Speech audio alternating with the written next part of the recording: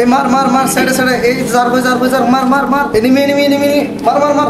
জি আব্দুর ভাই, এই পবিত্র রমজান কেমন কাটাচ্ছেন বা কিভাবে যাচ্ছে আপনার দিন? আসলে কর্মব্যস্ততার মধ্যে রমাদানে আমাদের গুরুত্বপূর্ণ মাস, কিন্তু যেভাবে ইবাদত করার ইচ্ছে আছে সেভাবে পারতেছি না, কর্মব্যস্ততাকে বুঝে নিই। সময় দেওয়া যেভাবে দরকার ছিল সেভাবে পারতেছি না। তারপরেও আলহামদুলিল্লাহ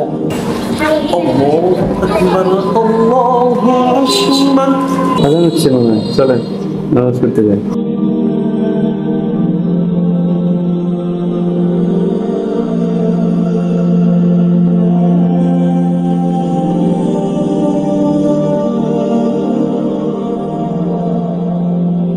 আব্দুর ভাই, জি আমার ছোট ভাই প্রতিদিনই রোজা রাখছে, একটা রোজাও গ্যাপ দেয়, কিন্তু রোজা রেখে এতবার বলার পরেও সে নামাজে আসে না।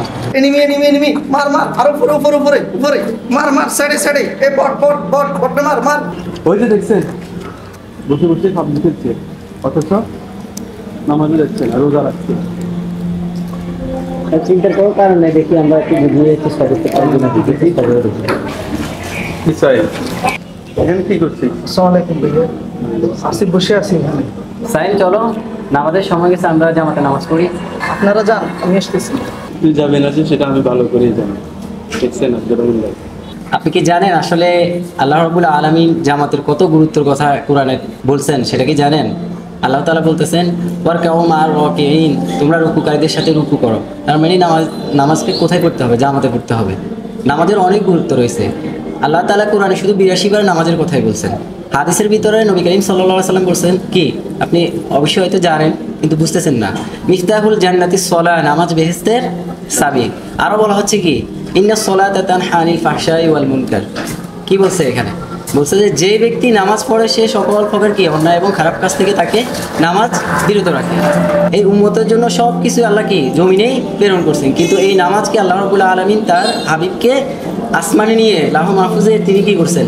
এই নামাজ আমাদের জন্য ফরজ করছেন। ইসলামের ঈমান আনার পরে সবচেয়ে গুরুত্বপূর্ণ কাজ সেটি হচ্ছে তাই সালাত। একজন ব্যক্তি যদি এখনই ঈমান আনে, তার উপর নামাজ কিন্তু সর্বপ্রথম কি হয়ে যায়? ফরজ হয়ে যায়। অন্য কোনো কাজ তার উপর ফরজ হয় না। ঈমান আনার পরেই সর্বপ্রথম ফরজ কাজ হচ্ছে যে সালাত আদায় করা। আপনি যদি সালাত আদায় না করেন, আপনি এক নম্বরে কি হয়ে যাবেন? কাফের হয়ে যাবেন। আমি তো আপনার ভাইয়ের কাছে শুনেছি আপনি রোজা রাখেন, এই যে একটি রোজাও আপনি ভাঙেন নাই। রোজা অবশ্যই আমাদের জন্য ফরজ, আমরা রাখবো, কারণ রোজা আল্লাহ তাআলা নিজে বলছেন কি আস-সাওমু লি আনা আজজি বিহি, রোজা আমার জন্য, এর প্রতিদান আমি নিজ হাতে দেব। ঠিক আছে, কিন্তু এই রোজা আমাকে যদি রোজা রাখার পরে যদি আমি নামাজ না পড়ি, এই রোজা আমার কোনো কাজে আসবে না। যে ব্যক্তি নামাজ তরক করছে সে কাফের হয়ে যায়। এখন আপনি বলেন, যে কাফের হয়ে যায় তার কি রোজা কবুল হবে কখনো? আপনি তো বুঝেন, আপনি তো জানেন। আকিমুস সালাত ওয়া আতুজ যাকাত ওয়ারকাউ মা'আর রাকিঈন। আকিমুস সালাত, দেখেন নামাজ কায়েমের কথা বলছে। এখন যদি আমি আর আপনার ভাই নামাজ পড়ি, আপনি যদি না যান, আমাদের কিন্তু নামাজ কায়েম হবে না, আমাদের নামাজ পড়া হবে। আপনি যদি আমাদের সাথে যান, অনেক খুশি হব আমি। তাহলে আমাদের নামাজ কায়েমের দাওয়াতটা কি হবে? সঠিকভাবে হবে। চলেন আমরা নামাজটা পড়ি। আসলে আমাকে কেউ এভাবে ভালো করে বুঝায় নাই, আমার ভাইও কখনো এইভাবে বুঝাতে পারেনি। আমি আজ থেকে নামাজ পড়বো। অনেক খুশি হয়েছি। ইনশাল্লাহ আজকে থেকে আমরা একসাথে নামাজ পড়বো। চল, ঠিক আছে।